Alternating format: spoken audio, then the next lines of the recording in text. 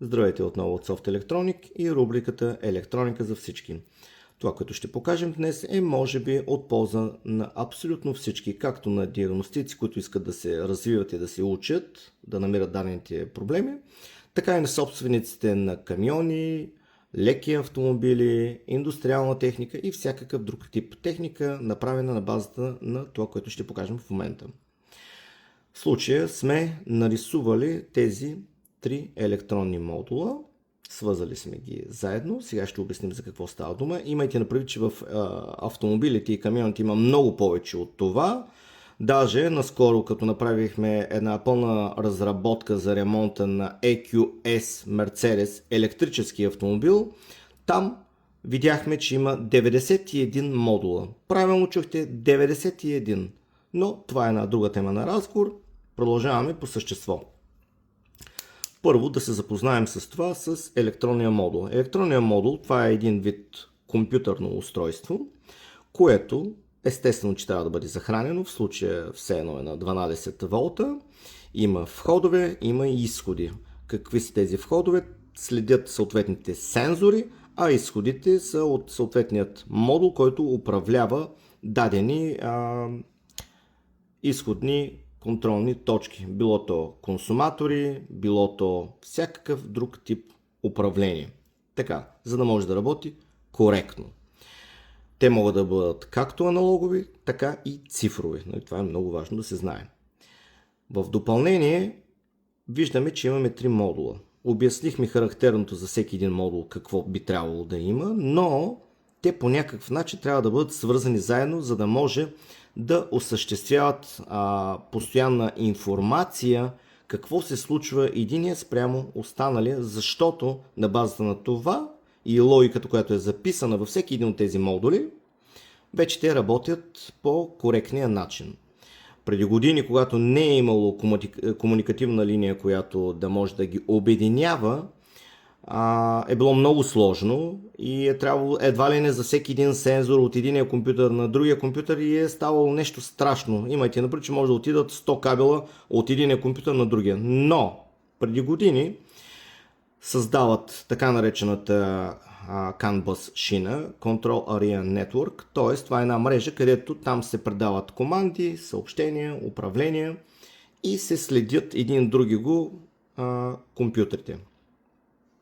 Какво е важното да се знае, че тя е двупроводна, в повечето случаи са оплетени кабелите един в друг и те са с следното значение CAN High и CAN Low. CAN High, както се вижда, е това снопче, което съм го нарисувал. Това е насочено нагоре амплитудата и в случая, което е насочено надолу.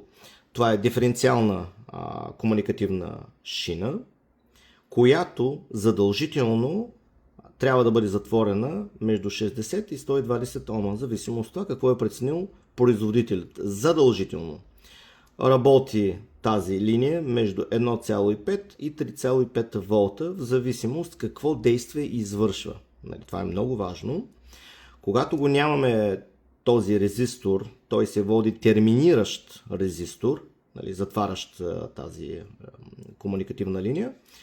Графично се вижда точно това. Ако закачим осцилоскоп, няма да видим тази графика, а ще видим тази. Което означава, че веднага трябва техника да се досети, че види ли такова нещо, чисто и просто някъде съпротивлението е прекъснато. Сега къде, как, вече той трябва да гледа по схемите. Да се върнем тук обратно. Както се вижда, обединили сме ги абсолютно всички тези модули с паралелна връзка, както се вижда на всяко едно място CAN High и CAN Low. Не сме сложили терминиращото съпротивление. Сега ще го сложим. Ето така. Понякога това съпротивление е в един от модулите или във всеки един, в зависимост какво е решил производителя, да се знае. Не е задължително да е отвън. В селскостопанската техника е отвън в повечето случаи, но както и да е. И сега следната ситуация, която може да обърка доста така сериозно нещата. Ако на един от електронните модули, няма значение кой, прекъсне минусът, това е така наречената референтна точка, по която не просто се захранва електронния модул, а по него вече сигнали, измерване, входове, изходи и така нататък. Всичко това се случва благодарение на минусът, референтната точка. Изчезне и го няма, какво се случва? Остава високия потенциал. Това е плюсът. И какво ще направи плюсът? Едно от нещата, които може да направи, е да започне да търси някаква референтна точка. По законите на Кирхов и на законите на Ом, то е ясно, че този висок потенциал се стреми някъде да намери опорна точка, референтната точка, къде да отиде, нали, смисъл такъв, по-просто казано, по-разбираемо.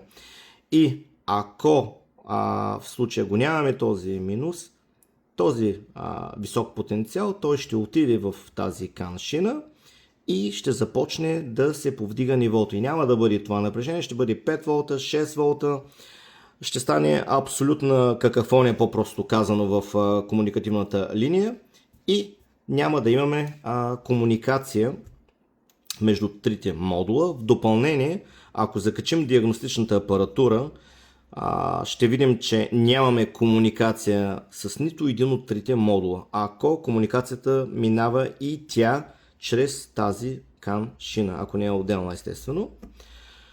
Другото нещо, което е много важно, понякога, ако имаме сензори и консуматори с минус, който не е обвързан с съответният контролен модул, а с външен минус, какво се случва? По съответната верига, висок потенциал, електронен модул и дадените входове и изходи директно влизат в сензорите, в консуматорите и ги изгарят. До такава степен, че естествено непоправима. А имайте направи, че ако има и 5 волтова свързваща система, която е с дадените сензори и консуматори, най-вероятно ще изгорят абсолютно всички. И вие представите ли си просто едно прекъсване на този проводник, докъде може да доведе.